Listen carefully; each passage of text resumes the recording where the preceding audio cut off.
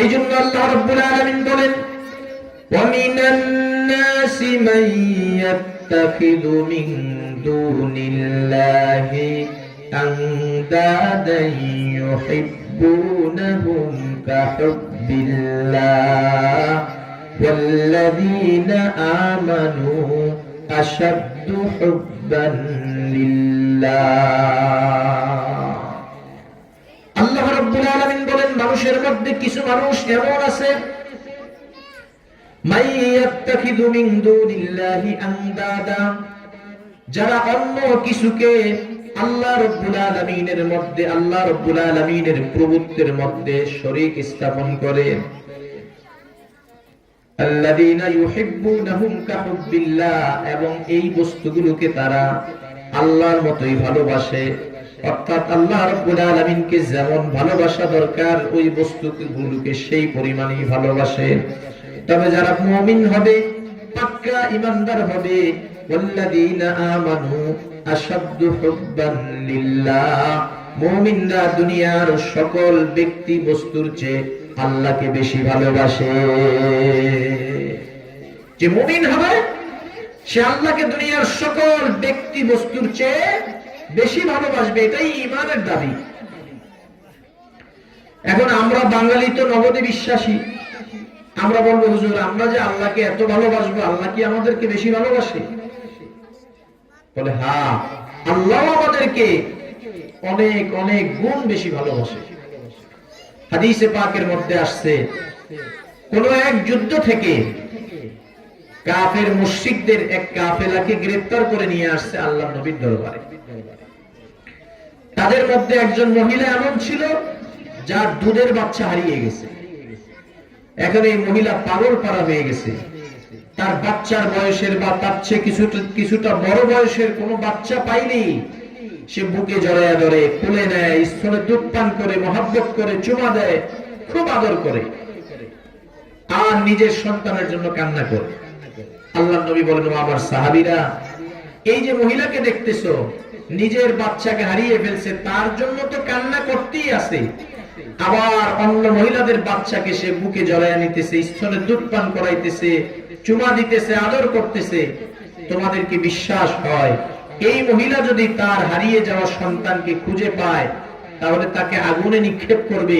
এটা কি তোমরা বিশ্বাস করো? সাহাবায়ে কেরাম বললেন, ইয়া রাসূলুল্লাহ, যেই মহিলা নিজ সন্তানকে হারিয়ে ফেলার পরে পাগল পাড়ার মতো হয়ে গেছে, অন্য মহিলাদের সন্তানকে বুকের সাথে জড়িয়ে নেয়, স্তনের দুধ পান করায়, আরো মহাব্বত তার প্রতি আরো ভালোবাসা প্রদর্শন করে, চুমা দেয়, আদর করে কোলে নেয়, সেই মহিলা যদি তার নিজ সন্তানকে কখনো পেয়ে যায়, হারিয়ে যাওয়া সন্তানকে পায়, সে কখনোই তার সন্তানকে আগুনে ফেলতে পারে না। আল্লাহ রাব্বুল আলামিন সাহাবায়ে, আল্লাহ নবী সাল্লাল্লাহু আলাইহি ওয়াসাল্লাম সাহাবায়ে কেরামের পক্ষ থেকে এই বক্তব্য শোনার পরে বললেন, শোনো, যে মা সন্তানের প্রতি এই পরিমাণ ভালোবাসা, যে তার সন্তানকে আগুনে ফেলবে না, আন্তরিকতা থাকার কারণে, ভালোবাসা থাকার কারণে অন্য সন্তানকে সে মহব্বত করে, কোলে টেনে নেয়, বুকের সাথে জড়ায় নেয়, স্তনে দুধ পান করায়, সে তার বাচ্চাকে খুঁজে পেলে আগুনে ফেলবে না। বলে এই মায়ের তার বাচ্চার প্রতি যেই পরিমাণ ভালোবাসা, আল্লাহ নবী বলেন আল্লাহ রাব্বুল আলামিনের এক একজন বান্দার প্রতি আল্লাহর তার চেয়ে কোটি কোটি গুণ বেশি ভালোবাসা আছে। আল্লাহ বান্দাকে, একজন মা তার সন্তানকে যে পরিমাণ ভালোবাসে, তার চেয়ে কোটি কোটি গুণ ভালোবাসেন আল্লাহ তার বান্দা।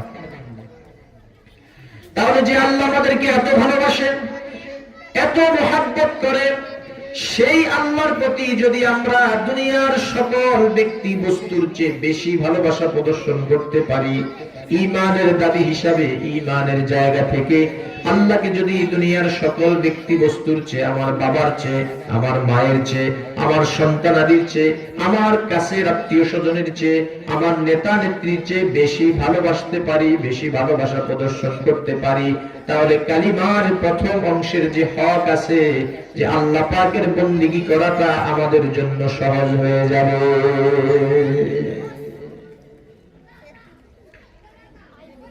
মুরব্বীরা কিতাবের মধ্যে লিখছেন, এক ছেলে খুব খারাপ ছিল, বিয়ের পরে আগে নামাজ পড়তো না, এখন নামাজ পড়ে, আগে দাড়ি রাখতো না, এখন দাড়ি রাখছে, আগে শার্ট পরতো, এখন পাঞ্জাবি পরে, আগে মিথ্যা কথা বলতো, এখন আর বলে না, আগে তাস খেলতো, এখন তাস খেলে না, আগে জুয়ার আসরে বসতো, এখন জুয়ার আসরে বসে না। তো সবাই বলতেছে, বাবা তোমার মধ্যে এত পরিবর্তন কেন? আমি আমার স্ত্রীকে খুব মহব্বত করি, অনেক ভালোবাসি, আমার স্ত্রীর পছন্দ হলো নামাজ পড়া, এই জন্য আমি নামাজ পড়ি। আমার স্ত্রীর পছন্দ হলো যাকাত দেওয়া, এই জন্য আমি যাকাত দিই। আমার স্ত্রীর পছন্দ হলো রোজা রাখা, এই জন্য আমি রোজা রাখি। আমার স্ত্রীর পছন্দ হলো তাস না খেলা, এই জন্য আমি তাস ছেড়ে দিয়েছি। আমার স্ত্রীর পছন্দ হলো জুয়া ছেড়ে দেওয়া, এই জন্য আমি জুয়া ছেড়ে দিয়েছি। আমার স্ত্রীর পছন্দ হলো আল্লাহ ওয়ালাদের সাথে থাকা, আলেমদের সাথে উঠা বসা করা, খারাপ মানুষের থেকে, খারাপ মানুষের সাথে উঠা বসা চলাফেরাকে বর্জন করা। আমার স্ত্রীর পছন্দ অনুযায়ী আমি জীবন যাপন শুরু করছি। আমাদের মুরব্বী আলেমরা লিখছেন, মানুষের যদি আল্লাহর প্রতি সর্বোচ্চ ভালোবাসা থাকে, আল্লাহকে যদি সে বাবার চেয়ে বেশি ভালোবাসতে পারে, মায়ের চেয়ে বেশি ভালোবাসতে পারে, সন্তানাদির চেয়ে বেশি ভালোবাসতে পারে, সেই ব্যক্তির জন্য নামাজ পড়া কঠিন হবে না, রোজা রাখা কঠিন হবে না, যাকাত দেওয়া কঠিন হবে না, চুরি ছেড়ে দেওয়া কঠিন হবে না, জুয়া ছেড়ে দেওয়া কঠিন হবে না, তাস ছেড়ে দেওয়া কঠিন হবে না, আরো যত গুনাহের কাজ আছে এগুলা ছেড়ে দেওয়াটা তার জন্য সহজ হয়ে যাবে।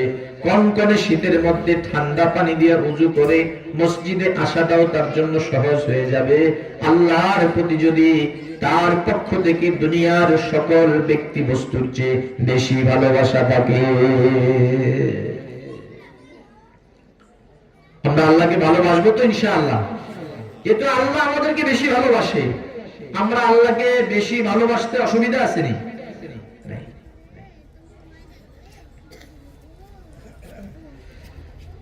আল্লাহকে ভালোবাসা যদি আমরা আমাদের জায়গা থেকে আমরা আল্লাহ তাআলাকে সর্বোচ্চ ভালোবাসতে পারি, ঈমানি পরীক্ষা যদি আমাদের সামনে আসে যে আল্লাহর মহব্বতের পরীক্ষা দেয়া লাগবে, আল্লাহর প্রতি মহব্বত প্রদর্শনের পরীক্ষা দেয়া লাগবে, তাহলে ওই পরীক্ষায় উত্তীর্ণ হওয়াটাও আমাদের জন্য কি হবে? সহজ হয়ে যাবে। ঈমানের জন্য, ইসলামের জন্য আমার জীবনটাকে বিলিয়ে দেওয়াটাও সহজ হয়ে যাবে।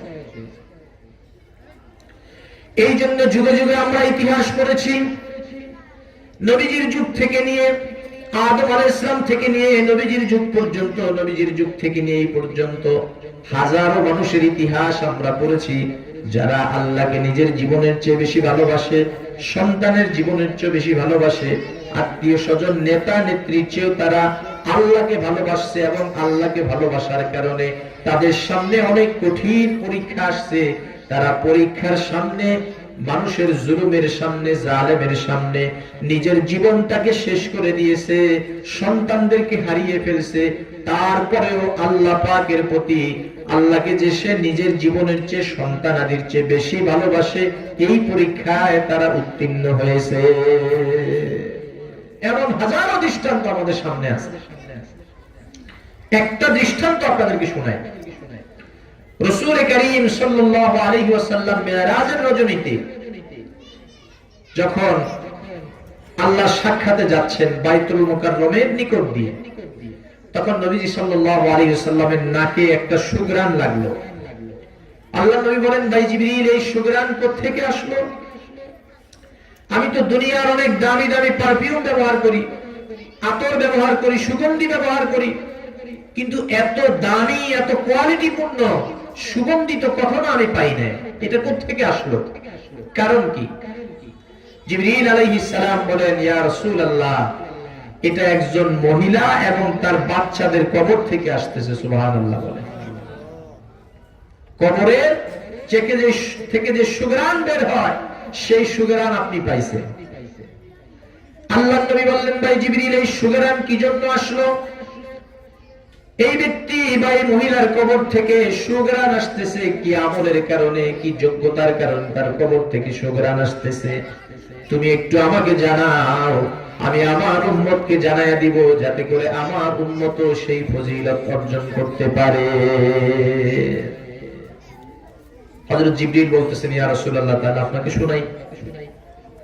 জিবরিল আলাইহিস সালাম বলেন, এই মহিলা হলো ফেরাউনের রাজমহলের একজন কাজের মহিলা ছিল, যার নাম হলো মাসাত।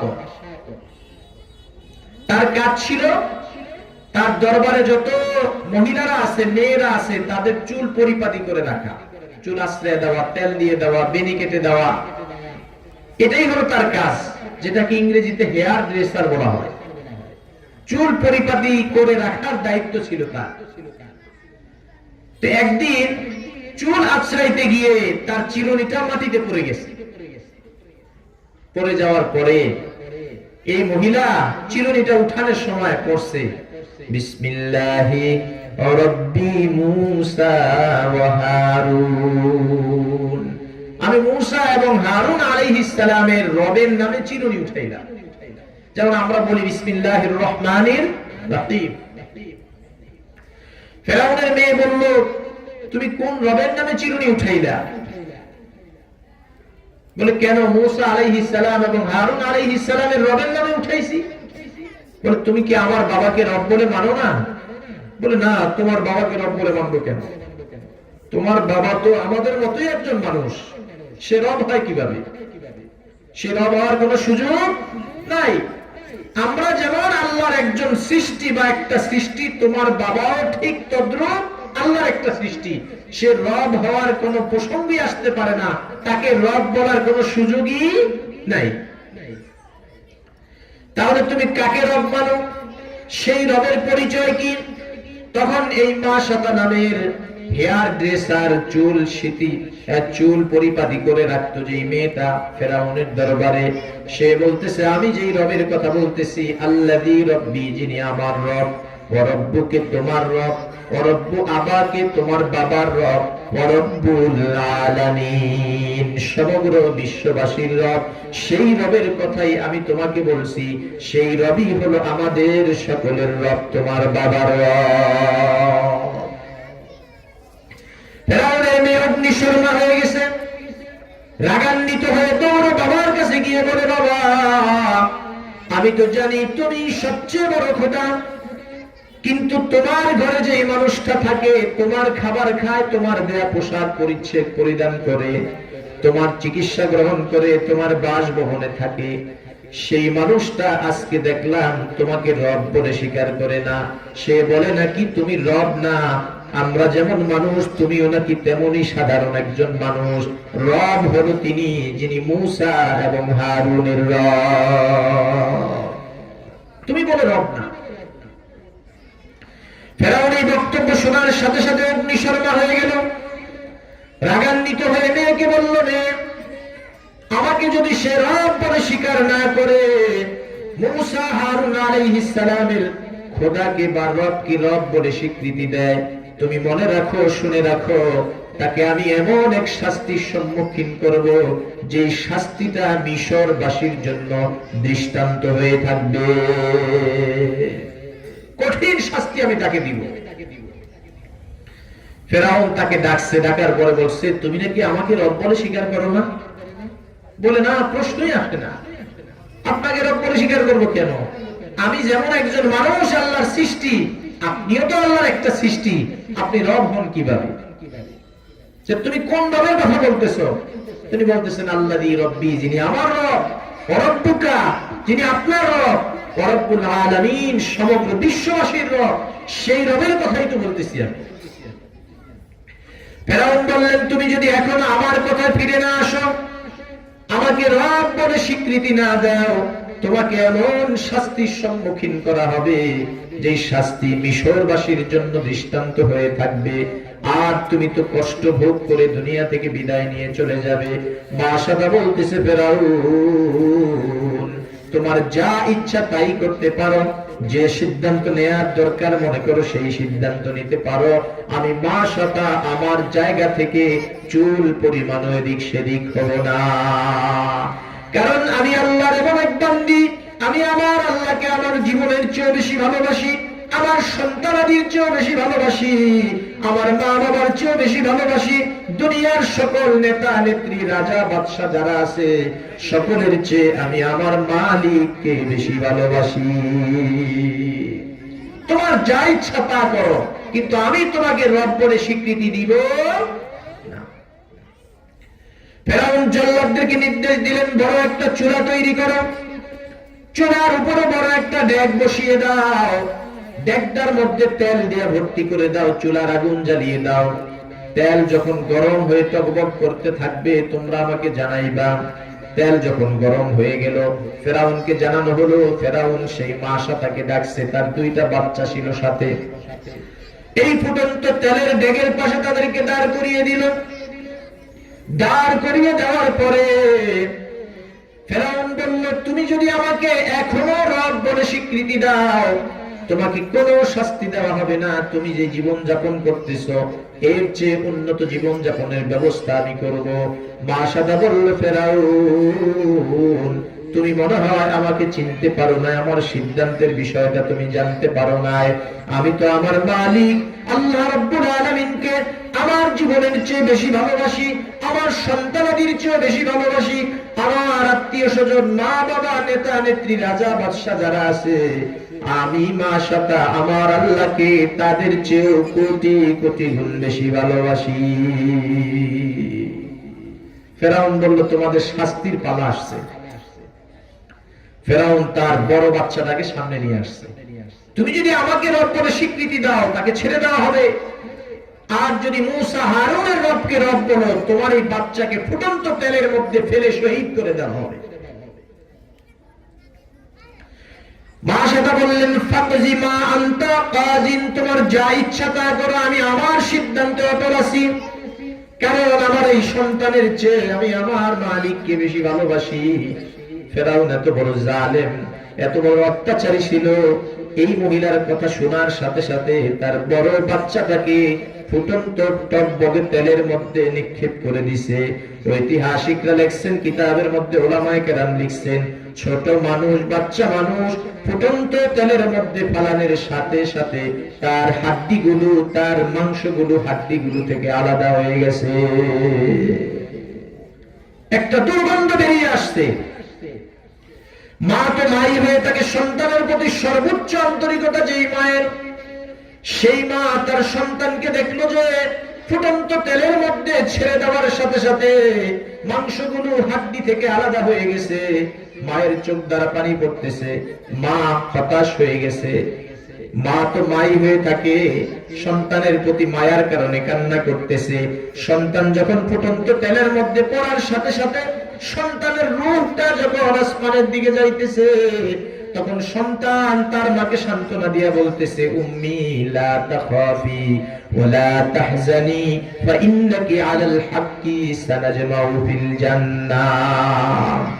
বাচ্চাটার রূহ মাকে সান্ত্বনা দিয়ে বলতেছে, মা ফেরাউনের জুলুমের কারণে তুমি ভীত সন্ত্রস্ত হও না, আমাদের বিচ্ছেদের কারণে আমাদেরকে হারিয়ে ফেলার কারণে তুমি দুঃখিত হও না। ফা ইন্নাকি আলাল হাক্কি, কেননা তুমি তো সত্যের উপরে আছো, সত্য দ্বীনের উপরে আছো। সানাজমাউ ফিল জান্নাহ, মা অল্প সময়ের মধ্যে জান্নাতে আমাদের সাথে তোমার দেখা হবে।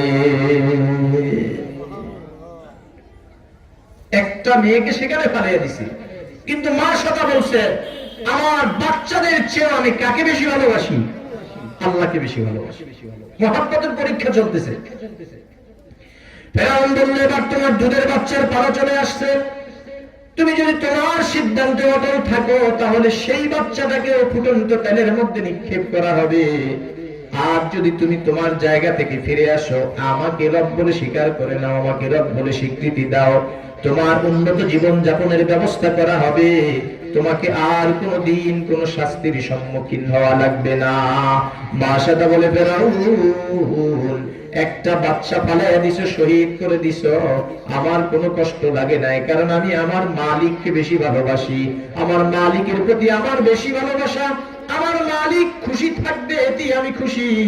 অতএব তুমি আমার দুধের বাচ্চাকেও যদি ফেলে দাও, আমি আমার সিদ্ধান্ত থেকে এক চুল পরিমাণ এদিক সেদিক হব না। ফেরাউনের যেই কথা সেই কাজ।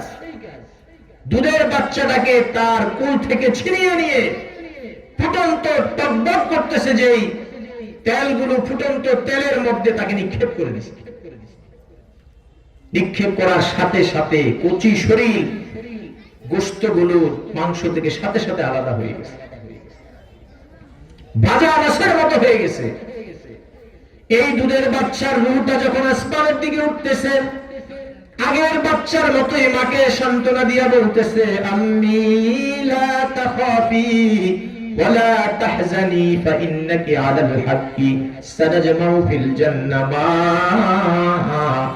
জালেমের জুলুমের কারণে তুমি ভীত সন্ত্রস্ত হইও না, জালেমের জুলুমের কারণে, আমাদেরকে হত্যা করার কারণে, আমাদের বিচ্ছেদের কারণে তুমি দুঃখিত হইও না। ফাইন্নাকি আলাল হাক্কি, কেননা তুমি সত্য দ্বীনের উপরে আছো, সত্য রবের ভালোবাসার পরীক্ষা তুমি দিতেছো। সানাজমাউ ফিল জান্নাহ, অচিরে অল্প সময়ের মধ্যে আমরা জান্নাতে একত্রিত হব। তাহলে এই বেচারি সন্তানকে বেশি ভালোবাসে না আল্লাহকে বেশি ভালোবাসে? আল্লাহকে বেশি ভালোবাসে। আর আমরা বিয়ে শাদীর বাড়িতে ঢোল বাজাইলে আল্লাহ খুশি হয় না নারাজ হয়? নারাজ হয়। তো হুজুর সন্তানের দিকে তাকে না বলতে পারি না, তাহলে বোঝা গেল আপনি আপনার আল্লাহর চেয়ে আপনার সন্তানকে বেশি ভালোবাসেন, তাকে গুনাহ করার সুযোগ করে দিলেন। যেই বান্দা আল্লাহকে সন্তানের চেয়ে বেশি ভালোবাসে, মা বাবার চেয়ে বেশি ভালোবাসে, সেই ব্যক্তি সন্তানকে খুশি করার জন্য, মা বাবাকে খুশি করার জন্য বিয়ের বাড়িতে ঢোল সানাই বাজাতে পারে না। পারে? বলেন। যে আল্লাহকে বেশি ভালোবাসে সে বলবে যে আমার মালিক যদি খুশি থাকে তাহলে আমি তোমার বিবাহিত থাকবো, আর যদি কোন আচরণের কারণে আমার মালিক অসন্তুষ্ট হয়ে যায় তোমাদের বিবাহ শাদীতে আমি থাকতে পারবো না। এবার ফেরাউন বলল যে তোমার পালা চলে আসছে, তোমার শাস্তির পালা চলে আসছে, তোমাকে তো এই তেলের মধ্যে ফেলে দেওয়া হবে। বাদশা বলতেছে, রে ফেরাউন, তুমি এখনো কি বোঝো না আমি তোমার কথা মানবো কিনা? দুইটা বাচ্চাকে তুমি শহীদ করে দিয়েছো, এক সেকেন্ডের জন্য আমি আল্লাহর মহব্বতকে বিসর্জন দেই নাই। আমাকেও যদি ফেলে দাও, কারণ আমি আমার জীবনের চেয়ে আমার মালিক আল্লাহকে বেশি ভালোবাসি, আমার জীবনটা দিয়ে দিব, কিন্তু তোমাকে এক সেকেন্ডের জন্য রব বলে স্বীকৃতি দিব না। একটু জিকির করি, লা ইলাহা লা ইলাহা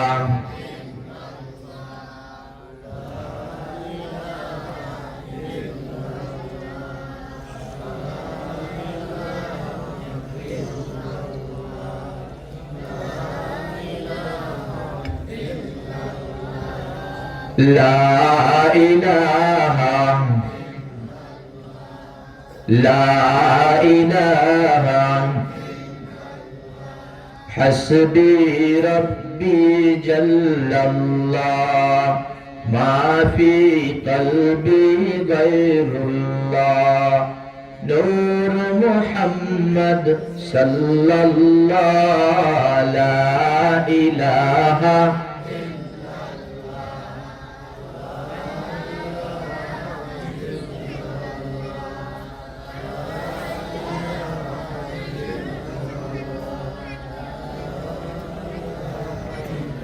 لا إله إلا الله محمد رسول الله صلى الله عليه وسلم। এবার মাশাটাকে ফুটন্ত তেলের মধ্যে নিক্ষেপ করবে। বলতেছে, তোমার কি কোনো শেষ ইচ্ছা আছে?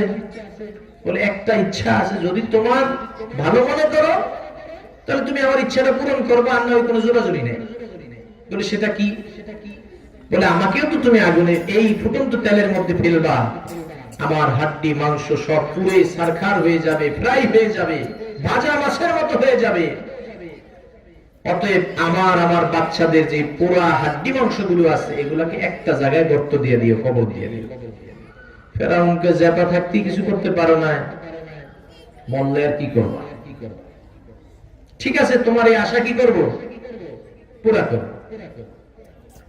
ফেরাউন মাশাতাকেও আগুনের মধ্যে ফালাইয়া দিয়েছে, সেও ফ্রাই হয়ে গেছে। মা সন্তানের রূহ জান্নাতে চলে গেছে। এখন এই তিনজনের হাড্ডি মাংসকে, পুরা হাড্ডি মাংসকে ফেরাউন এক জায়গায় কবর দিয়ে রাখছে। আল্লাহ রাব্বুল আলামিন বলেন, রে মাশাতা, আমার মহব্বতের পরীক্ষা দিতে গিয়ে তোর বাচ্চাদেরকে ফুটন্ত তেলের মধ্যে নিক্ষেপ করে ফ্রাই বানিয়ে দিছে, যার কারণে এই ভাজা হাড্ডি মাংসগুলো থেকে পোড়া পোড়া দুর্গন্ধ আসতেছে রে মাশাতা। কিন্তু আমার মহব্বতের কারণে নিজের জীবনটাকে শেষ করে দিলা, সন্তানগুলোকে হারাইলা। জান্নাতে তো তোমাকে অনেক দামি নেয়ামত দিব, সেটা তো পরপারে আছে। তবে দুনিয়ার মানুষ যেন জানতে পারে যে আল্লাহর মহব্বতের পরীক্ষা তুমি দিয়েছো। যে মাংস থেকে দুর্গন্ধ আসার কথা, যে পোড়া হাড্ডি থেকে দুর্গন্ধ আসার কথা, আজকের পর থেকে পৃথিবীর মধ্যে সবচেয়ে দামি পারফিউম, আতর এবং সুগন্ধির মতো সুগন্ধিতে আমি তোমাদের পোড়া হাড্ডি মাংসগুলোকে পরিণত করে দিলাম। এখন আর দুর্গন্ধ আসে না। জিবরিল বলেন, ইয়া রাসূলুল্লাহ, ইয়া হাবিবাল্লাহ, এই যে মাশাতার দুইটা বাচ্চা এবং তাকে আগুনে ফুটন্ত তেলের মধ্যে নিক্ষেপ করে ফেরাই করে ফেলছেন, ওই ফেরাই করা হাড্ডি মাংসগুলো যেই কবরে রাখছে, আল্লাহ ওই পোড়া হাড্ডি মাংস থেকে এই আতরের এই সুগন্ধির ব্যবস্থা করে দিছে। তাহলে এরা যে আল্লাহকে নিজের জীবনের চেয়ে, সন্তানাদির চেয়ে বেশি ভালোবাসছে, পরীক্ষা দিছে কিনা? আমাদের জীবনে যদি কখনো এই সুযোগ আসে আল্লাহর দ্বীনের জন্য, ইনসাফ প্রতিষ্ঠার জন্য, আল্লাহর দ্বীনের পক্ষে কথা বলতে গিয়ে যদি আমার জীবন দেওয়া লাগে, আমার সন্তানকে হারানো লাগে, বিবি হারানো লাগে, বিবিকে বিধবা বানানো লাগে, সন্তানদেরকে এতিম বানানো লাগে, আল্লাহর মহব্বতের পরীক্ষায় আমরা উত্তীর্ণ হওয়ার চেষ্টা করবো তো ইনশাআল্লাহ? নারায়ে তাকবীর, নারায়ে তাকবীর। আমরাও চেষ্টা করবো ইনশাআল্লাহ। এখন আমাদের দেশে জালেমরা মনে করে যে মেরে ফেললেই শেষ, মেরে ফেললেই শেষ। শেষ হয় না। আমাদের হাদি ভাইকে মেরে ফেলছে, উনি মনে মনে বলছেন, সবার কাছে বলছেন যে ভাই আমাকে 500 ভোট পাইলেই হবে। আমার নির্বাচনে দাঁড়াইছে, ইসলামের পক্ষে কথা বলছে, ইনসাফের পক্ষে কথা বলছে। তারা মনে করছে হাদিকে মেরে ফেললেই শেষ। মেরে ফেললে শেষ নাকি মেরে ফেললে শুরু হয়? শুরু হয়।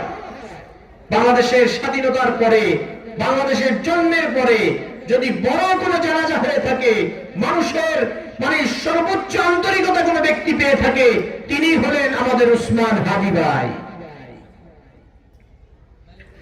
মুসলমান বাবাজিরা, আল্লাহর প্রতি যদি আমাদের সর্বোচ্চ ভালোবাসা থাকে, নিজের জীবনের চেয়ে আল্লাহকে বেশি ভালোবাসতে পারি, নিজের মা বাবার চেয়ে বেশি ভালোবাসতে পারি, সন্তানাদির চেয়ে বেশি ভালোবাসতে পারি, রে মানুষ, আল্লাহর গোলামি করাটা আমাদের জন্য সহজ হয়ে যাবে। নামাজ পড়তে কষ্ট হবে না, রোজা রাখতে কষ্ট হবে না, যাকাত দিতে কষ্ট হবে না, চুরি ছাড়তে কষ্ট হবে না, ডাকাতি ছাড়তে কষ্ট হবে না, ইনসাফের পক্ষে কথা বলতে আর কষ্ট হবে না। আল্লাহ পাকের বিষয় এখানেই রাখলাম। এখন নবীজির বিষয় আসি। নবীজির তরিকা অনুযায়ী জীবন যাপন করতে হলে নবীকে দুনিয়ার সকল ব্যক্তি বস্তুর চেয়ে বেশি ভালোবাসতে হবে, এটা ঈমানের দাবি। এটা হাদিসে পাকের মধ্যে আসছে। قال رسول الله صلى الله عليه وسلم لا يؤمن أحدكم حتى أكون أحب إليه من والده وولده والناس নাসি আজমাইন। আল্লাহ নবী বলেন, তোমরা ওই পর্যন্ত কামেল মুমিন হতে পারবা না, পাক্কা ঈমানদার হতে পারবা না, যতক্ষণ পর্যন্ত আমি রাসূলকে তোমার মা বাবা সন্তান আদি পৃথিবীর সকল ব্যক্তি বস্তুর চেয়ে বেশি ভালো না বাসবা। যে বেশি ভালোবাসবে সে পাক্কা ঈমানদার, যে বেশি ভালোবাসতে পারবে না সে পাক্কা ঈমানদার হবে না। আপনাদের প্রশ্ন হতে পারে, হুজুর আল্লাহ নবীরে আমরা এত ভালোবাসবো, আল্লাহ নবী কি আমাদেরকে ভালোবাসে? বলে হ্যাঁ, আল্লাহ নবী নিজের মা বাবা আত্মীয় স্বজন নিজের জীবনের চেয়ে উম্মতকে বেশি ভালোবাসতেন। এই জন্য আমাদেরকেও নবীকে নিজের জীবনের চেয়ে, নিজের আত্মীয় স্বজনের চেয়ে, মা বাবা সন্তান আদির চেয়ে বেশি ভালোবাসতে হবে। একটা রিওয়ায়াত আপনাদেরকে শোনাই। হাদিসে পাকের মধ্যে আসছে, একদিন রাসূল করিম সাল্লাল্লাহু আলাইহি ওয়াসাল্লাম মসজিদে নববীতে বসা। জিবরিল আলাইহিস সালাম তাশরীফ আনছে। জিবরিল আলাইহিস সালামের চেহারাটা ছিল একটু মলিন, টেনশন ভাব, মালিন্যতার ছাপ ভাসমান তার চেহারার মধ্যে। আল্লাহ নবী বলেন, ভাই জিবরিল, তোমাকে চিন্তিত মনে হয় কেন? তোমার চেহারার মধ্যে মালিন্যতার ছাপ ভাসমান কেন? এমন মনে হচ্ছে কেন তোমাকে? জিবরিল বলেন, ইয়া রাসূলুল্লাহ, কিছুক্ষণ আগে আল্লাহ পাকের নির্দেশে আমি আল্লাহর বানানো জাহান্নাম পরিদর্শন করতে গিয়েছি। ইয়া রাসূলুল্লাহ, জাহান্নাম পরিদর্শন করে আসার পরে কোন ব্যক্তির চেহারার মধ্যে হাস্যোজ্জ্বল ভাব থাকতে পারে না, সে অটোমেটিক টেনশনের মধ্যে পড়ে যাবে, তার চেহারার মধ্যে মালিন্যতার ছাপ ভেসে উঠবে। আমি জাহান্নাম দেখে আসছি, এই জন্য আমার কাছে খুব পেরেশানি লাগতেছে, খুব চিন্তিত মনে হচ্ছে আপনার কাছে আমাকে। বলে, কি দেখে আসছো, একটু বিবরণ শোনাও আমাদেরকে। জিবরিল আলাইহিস সালাম আল্লাহর নবীকে বলেন, ইয়া রাসূলুল্লাহ, আল্লাহ পাকের নির্দেশে আমি যখন জাহান্নাম দেখতে গেলাম, আমি দেখলাম আল্লাহ জাহান্নাম বানায় রাখছেন 7 জমিনের নিচে। আসমানের যেমন 7টা স্তর আছে, জমিনেরও কয়টা স্তর আছে? 7টা স্তর আছে। এই 7 স্তরের নিচে আল্লাহ রাব্বুল আলামিন কি বানাইছে? জাহান্নাম বানাইছে। 7টা জাহান্নাম বানাইছে। 1 2 3 4 5 6 7। ইয়া রাসূলুল্লাহ, আমি সর্বপ্রথম একদম 7 নম্বর জাহান্নামের সামনে চলে গেলাম। সেখানে যাওয়ার পরে দায়িত্বশীল ফেরেশতাদেরকে জিজ্ঞেস করলাম, ও দায়িত্বশীল ফেরেশতারা, এই যে 7 নম্বর জাহান্নাম আল্লাহ রাব্বুল আলামিন বানাইছেন, এখানে কাদেরকে রাখা হবে? দায়িত্বশীল ফেরেশতারা বলল, জিবরিল, এটা সবচেয়ে নিকৃষ্টতম জাহান্নাম, সবচেয়ে বেশি শাস্তি আল্লাহ এই জাহান্নামে মানুষগুলোকে দিবে। আর এই জাহান্নামে আল্লাহ পাকের পক্ষ থেকে সিদ্ধান্ত হলো, এই জাহান্নামের মধ্যে আল্লাহ রাখবেন মুনাফিকদেরকে। ইন্নাল মুনাফিকিনা ফিদ-দারকিল আসফালি মিনান নার। জাহান্নামের সবচেয়ে তলদেশে, নিকৃষ্টতম জাহান্নামে কঠিন শাস্তি প্রদান করা হবে যে জাহান্নামে, সেই জাহান্নামে আল্লাহ মুনাফিকদেরকে রাখবে। কেন রাখবে? কাফের মুশরিক বেঈমানদের দ্বারা ইসলামের যে পরিমাণ ক্ষতি না হয়েছে, মুনাফিকদের দ্বারা তার চেয়ে কয়েক গুণ বেশি ক্ষতি হয়েছে ইসলামে। এই জন্য তাদেরকে সেখানে রাখা হবে। জিবরিল বলেন, ইয়া রাসূলুল্লাহ, আমি 7 নম্বর জাহান্নাম পরিদর্শনের পরে যখন আমি 6 নম্বর জাহান্নামের গেটে আসলাম, দায়িত্বশীল ফেরেশতাদেরকে জিজ্ঞেস করলাম, ও ফেরেশতারা, এখানে কাদেরকে রাখা হবে? দায়িত্বশীল ফেরেশতারা বলল, জিবরিল, এখানে আল্লাহ রাব্বুল আলামিন কাফের এবং মুশরিকদেরকে রাখবে। তাহলে বোঝা গেল, কাফের মুশরিকের চেয়ে মুনাফিকের শাস্তি কি হবে? বেশি হবে। হযরত জিবরিল বলেন, ইয়া রাসূলুল্লাহ, এরপরে আমরা সামনে আগাইলাম। 5 নম্বর জাহান্নামের গেটে যখন আসলাম, 5 নম্বর জাহান্নামের দায়িত্বশীল ফেরেশতাকে জিজ্ঞেস করলাম, ও ফেরেশতারা, এখানে কাদেরকে রাখা হবে? দায়িত্বশীল ফেরেশতারা বললেন, জিবরিল, এই 5 নম্বর জাহান্নামের মধ্যে আল্লাহ রাব্বুল আলামিন রাখবেন যারা দুনিয়ার হায়াতে চন্দ্র এবং সূর্যের পূজা করত, চাঁদ এবং সূর্যকে যারা খোদা মনে করত, তাদেরকে 5 নম্বর জাহান্নামে রাখা হবে। জিবরিল বলেন, ইয়া রাসূলুল্লাহ, এরপর আমি 4 নম্বর জাহান্নামে চলে গেলাম। সেখানে দায়িত্বশীল ফেরেশতাদেরকে জিজ্ঞেস করলাম, ও দায়িত্বশীল ফেরেশতারা, এখানে আল্লাহ কাদেরকে রাখার সিদ্ধান্ত নিয়েছেন? দায়িত্বশীল ফেরেশতারা বললেন, ইয়া রাসূলুল্লাহ, এই জাহান্নামের মধ্যে আল্লাহ রাব্বুল আলামিন রাখবেন যারা দুনিয়ার হায়াতে আগুনের পূজা করত। যারা আগুনের পূজা করত, আল্লাহ রাব্বুল আলামিন তাদেরকে এই জাহান্নামের মধ্যে রাখবেন। এরপরে জিবরিল আলাইহিস সালাম 3 নম্বর জাহান্নামের সামনে যাওয়ার পরে দায়িত্বশীল ফেরেশতাদেরকে যখন জিজ্ঞেস করছে, দায়িত্বশীল ফেরেশতারা বলছে এখানে ইহুদিদেরকে রাখা হবে। জিবরিল আলাইহিস সালাম 2 নম্বর জাহান্নামে যখন গেলেন, দায়িত্বশীল ফেরেশতাদেরকে জিজ্ঞেস করার পরে দায়িত্বশীল ফেরেশতারা বলল এখানে নাসারাদেরকে রাখবে। 6টা জাহান্নামে যাদেরকে রাখা হবে, এই বিবরণ দেওয়ার পরে আল্লাহর নবীর সামনে জিবরিল স্টপ হয়ে গেল, চুপ হয়ে গেল। আল্লাহর নবী বলেন, জিবরিল, 1 নম্বর জাহান্নামে আল্লাহ কাদেরকে রাখবে সেই ব্যাপারে বলো না কেন? চুপ হয়ে গেল কেন? জিবরিল বলেন, ইয়া রাসূলুল্লাহ, 1 নম্বর জাহান্নামে আপনার উম্মতদেরকে রাখা হবে।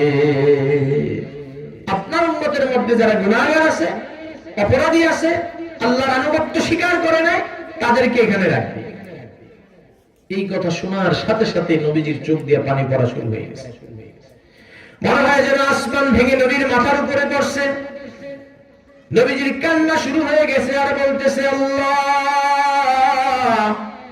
আমাকে তুমি জান্নাতের মধ্যে রাখবা আর আমার উম্মত জাহান্নামে থাকবে, এটা হতে পারে না, এটা হতে পারে না। আল্লাহ, আমার উম্মত জাহান্নামে গেলে আমি জান্নাতে থাকতে পারি না। জিবরিল চলে যাওয়ার পরে আল্লাহর নবী হুজরার মধ্যে ঢুকে গেছেন। সিজদায় পড়ে আল্লাহর কাছে শুধু উম্মতের জন্য কাঁদতেছেন আর বলতেছেন, আল্লাহ, আমার উম্মতের কি হবে? আমার উম্মত জাহান্নামে থাকবে, আল্লাহ আমি মানতে পারি না। শুধু উম্মতের জন্য কান্নাকাটি করতেছে। হাদিসের শেষ অংশের মধ্যে আসছে 3 দিন পর্যন্ত আল্লাহর নবীর খাবার বন্ধ হয়ে গেছে, কোনো পানিও পান করে না, কোনো সাহাবীদের সাথে কথাও বলে না। হুজরা থেকে বের হয়ে শুধু নামাজের ইমামতি করে আবার হুজরার মধ্যে ঢুকে যায়। আবু বকর পেরেশান হয়ে গেছে, ওমর পেরেশান হয়ে গেছে। আবু বকর আল্লাহর নবীর হুজরার সামনে গিয়ে সালাম দেয়, আসসালামু আলাইকা ইয়া রাসূলুল্লাহ। আবু বকরের সালামের উত্তর নবীজি দেয় না, দরজা নক করে, আল্লাহর নবী দরজাও খুলে না। আবু বকর পেরেশান হয়ে যায়। ওমরের কাছে গিয়ে বলে, ওমর, নবীজিকে সালাম দেই, সালামের উত্তর নবীজি দেয় না। দরজা নক করি, দরজাও নবীজি খুলতেছে না। তুমি যাও, তুমি সালাম দিলে হতে পারে নবী সালামের উত্তর দিবে, দরজা খুলবে। হাদিসে পাকের মধ্যে আসছে, ওমর নবীজির দরজার সামনে এসে 3 বার সালাম দিয়েছেন, আসসালামু আলাইকা ইয়া রাসূলুল্লাহ, আসসালামু আলাইকা ইয়া রাসূলুল্লাহ, আসসালামু আলাইকা ইয়া রাসূলুল্লাহ। 3 বার সালাম দেওয়ার পরও নবীজি সাল্লাল্লাহু আলাইহি ওয়াসাল্লাম সালামের উত্তর দেয় না। 3 বার দরজা নক করছেন, দরজা খোলে না। আবু বকর পেরেশান হয়ে গেছে, ওমরও পেরেশান হয়ে গেছে। আবু বকর এবং ওমর মিলে হযরত আলীর কাছে দৌড়ে গিয়ে বলে, আলী, আল্লাহর নবীর সালাম দেই, সালামের উত্তর দেয় না। দরজা নক করি, দরজা খোলেও না। 3 দিন পর্যন্ত কোনো খাবার খায় না, কোনো পানিও পান করে না। যাও যাও, তুমি সালাম দিলে হতে পারে নবীজি সালামের উত্তর দিবে। আলী বললেন, আবু বকর সালাম দিছে উত্তর দেয় নাই, ওমর সালাম দিছে উত্তর দেয় নাই, আমি গেলে সালাম দিবে তার কোনো নিশ্চয়তা নাই, সালামের উত্তর দিবে বলে কোনো নিশ্চয়তা নাই। অতএব এমন কাউকে পাঠাতে হবে যে সালাম দিলে সালামের উত্তর দিবে, তার কথাও শুনবে। এই কথা বলার পরে আল্লাহর নবীর সাহাবী হযরত আলী রাদিয়াল্লাহু তাআলা আনহু বলেন, নবীজির কাছে পাঠাইতে হবে এমন লোককে যার সালামের উত্তর না দিয়ে পারবে না। আপনি যদি সালাম, এমন লোককে পাঠাইতে হবে যে সালাম দিলে সালামের উত্তর দিবে, দরজা নক করলে দরজা খুলবে। ওমর বলেন, আবু বকর বলেন, সেই লোকটাকে? আলী বলেন, তিনি হলেন নবীজির কলিজার টুকরা হযরত ফাতেমাতুজ জাহরা রাদিয়াল্লাহু তাআলা আনহা। আলী মসজিদে নববী থেকে দৌড়ে বাড়িতে গিয়ে বলেন, ফাতেমা, আল্লাহর নবী 3 দিন পর্যন্ত কোনো খাবার খায় না, কোনো পানিও পান করে না। ওমর সালাম দিছে, সালামের উত্তর দেয় না। আবু বকর সালাম দিছে, সালামের উত্তর দেয় না। দরজা নক করছে, আল্লাহর নবী দরজাও খোলে না। যাও যাও যাও, তুমি তো নবীজির কলিজার টুকরা, তুমি সালাম দিলে হতে পারে নবীজি সালামের উত্তর দিবে এবং দরজা খুলে দিবে। ফাতেমাতুজ জাহরা আসছে, বাবা তো সালাম দিছে, আসসালামু আলাইকা ইয়া রাসূলুল্লাহ। আল্লাহর নবী সালামের উত্তরও দিবেন, দরজাও খুলছেন। বলতেছেন, আব্বা জান আপনার কি হয়েছে? 3 দিন পর্যন্ত আপনি কোনো খাবার খান না, কোনো পানি খান না, আপনি কারোর সাথে কথাও বলেন না, ইমামতি শেষ করে হুজরার মধ্যে ঢুকে যান, কি হয়েছে আব্বা জান আমার কাছে একটু বলেন। আল্লাহর নবী বলেন, ফাতেমা 3 দিন আগে জিবরিল আলাইহিস সালাম জাহান্নাম পরিদর্শন করে জাহান্নামের বিবরণ আমাকে শোনাইছে। 1 নাম্বার জাহান্নামের বিবরণ শুনাইতে যায় ফাতেমা জিবরিল বলছে আমার উম্মতকে নাকি আল্লাহ 1 নাম্বার জাহান্নামের মধ্যে রাখবে। এই বক্তব্য শোনার পরে ফাতেমা, আমি নবীর ঘুম হারাম হয়ে গেছে, খাওয়া বন্ধ হয়ে গেছে, পানি পান করা বন্ধ হয়ে গেছে। 3 দিন পর্যন্ত আল্লাহর পক্ষ থেকে সিদ্ধান্ত আসার জন্য সিজদায় পড়ে আল্লাহর কাছে কাঁদতেছি আর বলতেছি, আল্লাহ আমার উম্মতের কি হবে? আমার উম্মত জাহান্নামে থাকলে আমি নবী মুহাম্মদ জান্নাতে থাকতে পারি না। আমার সিদ্ধান্ত হবে যতক্ষণ পর্যন্ত আল্লাহর পক্ষ থেকে আমার উম্মতের ব্যাপারে কোনো সিদ্ধান্ত না আসবে, আমার উম্মতকে জাহান্নাম থেকে মুক্তির ব্যাপারে কোনো সিদ্ধান্ত আল্লাহ রাব্বুল আলামিনের পক্ষ থেকে না আসবে রে ফাতেমা, ততক্ষণ পর্যন্ত আমি মুহাম্মদ সিজদা থেকে মাথা উঠাবো না। ফাতেমার সাথে কথা শেষ করে নবী আবার কান্না শুরু করছেন। হাদিসে পাকের মধ্যে আসছে, ফাতেমার উপস্থিতিতে জিবরিল আলাইহিস সালাম ওহী নিয়ে আল্লাহর নবীর কাছে আসছে। সুবহানাল্লাহ বলেন। জিবরিল সূরাতুদ দুহার নির্দিষ্ট একটি আয়াত নিয়ে আল্লাহর নবীর কাছে এসে বলেন, ওয়ালা সাউফা ইউতিকা রাব্বুকা ফাতারদা। জিবরিল এসে বলেন, ইয়া রাসূলুল্লাহ আপনার উম্মতের ব্যাপারে আল্লাহ সিদ্ধান্ত নিয়ে আমারে পাঠাইছে। আল্লাহ বলছেন দুনিয়া এবং আখিরাতে আপনি আল্লাহর কাছে চাইতেই থাকবেন, চাইতেই থাকবেন, আল্লাহ আপনাকে দিতেই থাকবে, দিতেই থাকবে। যতক্ষণ পর্যন্ত আপনি আল্লাহর প্রতি সন্তুষ্ট না হবেন ততক্ষণ পর্যন্ত আল্লাহ আপনাকে দিতেই থাকবে। হুজুর সাল্লাল্লাহু আলাইহি ওয়াসাল্লাম মুস্কি হাসি দিয়ে বলে, ফাতেমা আল্লাহ খুব সুন্দর এক সিদ্ধান্ত আমার জন্য নাজিল করছে, আমিও নিয়ত করছি আল্লাহ তো আমাকে দিতেই থাকবে, যতক্ষণ পর্যন্ত আমি সন্তুষ্ট না হব আল্লাহ দিতেই থাকবে। আমারও নিয়ত হলো আমার একজন উম্মত জাহান্নামে থাকা পর্যন্ত আমি নবীও আল্লাহর প্রতি সন্তুষ্ট হব না। এই হাদিসের ব্যাখ্যা করতে গিয়ে মুহাদ্দিসিনে কেরাম লিখছেন, আল্লাহর নবী জাহান্নামের বিবরণ শোনার পরে আল্লাহর কাছে বলতে পারতো, আল্লাহুম্মা ইন্নী আসআলুকা উম্মি, আল্লাহ আমার মাকে বাঁচাও। আল্লাহুম্মা ইন্নী আসআলুকা আবি, আল্লাহ আমার বাবাকে বাঁচাও। আল্লাহুম্মা ইন্নী আসআলুকা ইবনি, আল্লাহ আমার সন্তানদেরকে বাঁচাও। আল্লাহুম্মা ইন্নী আসআলুকা বিনতি, আল্লাহ আমার মেয়েদেরকে বাঁচাও, আমার জামাতাদেরকে বাঁচাও, আমার শ্বশুরদেরকে বাঁচাও। একবার আল্লাহর নবী মায়ের কথা বলে নাই, একবার আল্লাহর নবী বাবার কথা বলে নাই, মেয়েদের কথা বলে নাই, ছেলেদের কথা বলে নাই, সব সময় শুধু কাঁদছেন আর বলছেন, আল্লাহ আমার উম্মতের কি হবে। এই হাদিসের আলোকে বোঝা যায় যে আল্লাহর নবীর এক একজন উম্মতকে তার মা বাবা সন্তানাদি জি জামাই শ্বশুর আত্মীয় স্বজন যারা আছে সকলের চেয়ে কোটি কোটি গুণ বেশি ভালোবাসেন। তাহলে যে নবী আমাদেরকে এত ভালোবাসেন সেই নবীকে আমাদের মা বাবা আত্মীয় স্বজন যারা আছে এদের চেয়ে বেশি ভালোবাসতে অসুবিধা আছে নি? বলেন আছে? সময় কম না হলে কিয়ামতের ময়দানে একটা লম্বা হাদিস শোনাইতাম আপনাদেরকে। আরেকটা বিষয় বুঝাইতে গিয়ে দুনিয়াতে আমরা কেমন করবো এটা তো বুঝাইতে হবে। এটা আবার যদি কখনো সুযোগ হয়, কিয়ামতের ময়দানে নবী উম্মতকে কি পরিমাণ মহব্বত করবেন, এটা কিভাবে প্রদর্শন করবেন, একটা লম্বা হাদিস আপনাদেরকে শোনাবো। আজকের জন্য এখানে থাকো, দুনিয়াটা দিয়ে হিসাব দিই। তাহলে নবী তো আমাদেরকে তার আত্মীয় স্বজন মা বাবা সকলের চেয়ে বেশি ভালোবাসছেন, সেই দৃষ্টান্ত আপনাদের সামনে প্রকাশ করলাম, পেশ করলাম। আমাদের মধ্য থেকেও নবীর সাহাবী থেকে শুরু করে তাবেঈ থেকে শুরু করে তাবেঈ থেকে শুরু করে আজকের এই দিন পর্যন্ত নবীর এমন উম্মত ছিল যারা নিজের জীবনের চেয়ে সন্তানাদির চেয়ে আল্লাহকে বেশি ভালোবাসতেন, সেই দৃষ্টান্ত তারা রেখে গেছেন। নবীজির এক সাহাবীর ইতিহাস আপনাদেরকে শোনাই।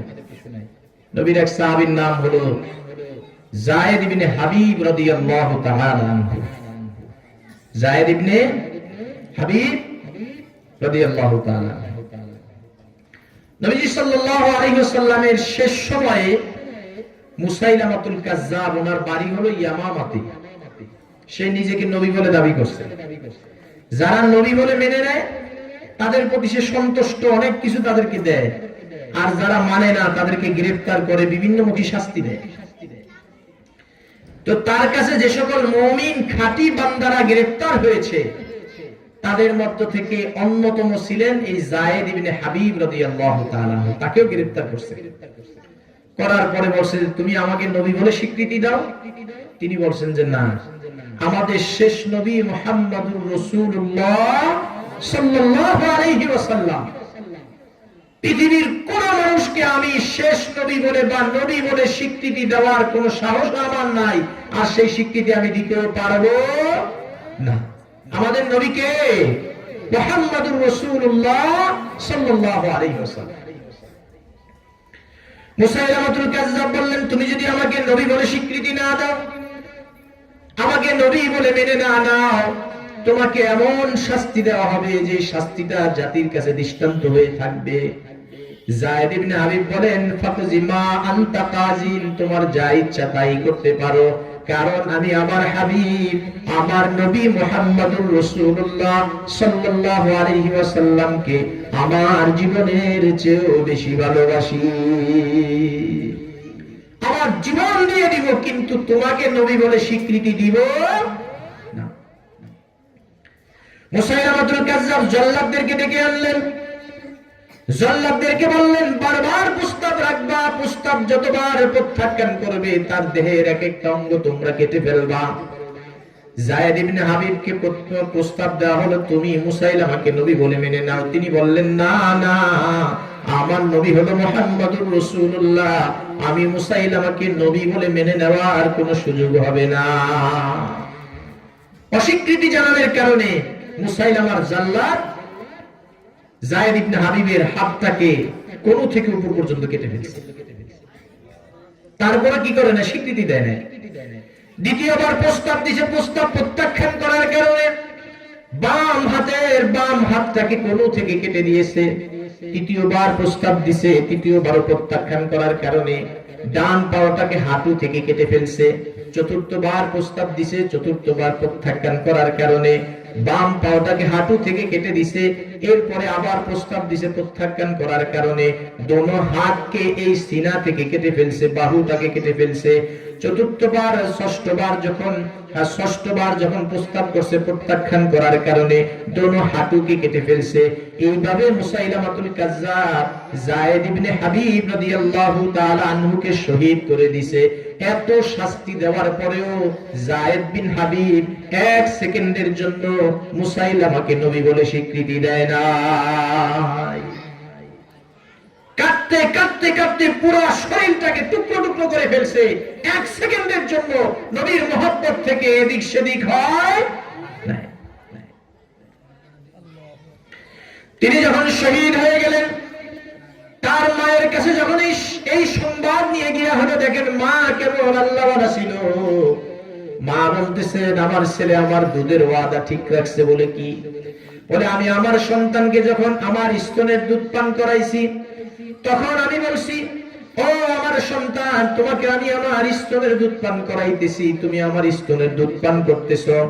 তোমার জীবদ্দশাতে যদি কখনো আল্লাহ পাকের মহব্বতের পরীক্ষা দেওয়ার মতো সুযোগ আসে, নবীর মহব্বতের পরীক্ষা দেওয়ার মতো সুযোগ আসে, আর সেই সময় যদি তোমার জীবনটাকে তুমি আল্লাহর মহব্বতের ময়দানে নবীর মহব্বতের জন্য, ইনসাফ প্রতিষ্ঠার জন্য, আল্লাহর দ্বীন কায়েমের জন্য নিজের জীবনটাকে আল্লাহর রাস্তায় শাহাদাতের মর্যাদার মাধ্যমে বিলীন করে দিতে পারো, সেই দিন আমি মনে করব তুমি আমার দুধের হক আদায় করছো।